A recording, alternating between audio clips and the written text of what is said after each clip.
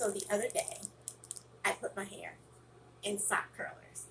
And then today, as I was getting ready for my son's event, I showed you me taking the hair down and getting my curls to fluff out and everything before an event. But we're back, and this is my hair. Like, I have been playing, I cannot stop touching my hair. I've been just in the mirror like, what in the world? Socks. I use socks to curl my hair. So again, you want to go and check out Viv Hair Therapy.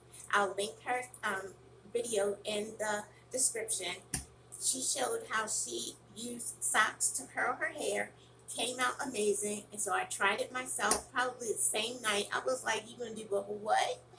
I sprayed my hair with water, and then I used any type of curling cream. I don't have anything right here, but like whatever you use to do your twist outs, your braid outs, whatever you use to shape your hair into curls, any of those items, you put that on your hair. You make sure your hair is. She said hers was 50% wet.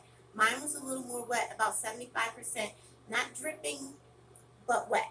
And sprayed the curl cream and stuff on my hair, twisted it around some socks. Yo, this is cute. I am loving this.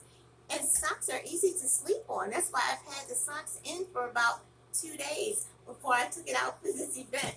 I knew I wasn't going anywhere, so hey, I slept on them bad boys so carefully, so easily.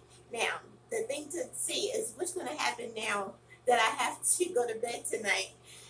I can't recurl the socks. This is just too much.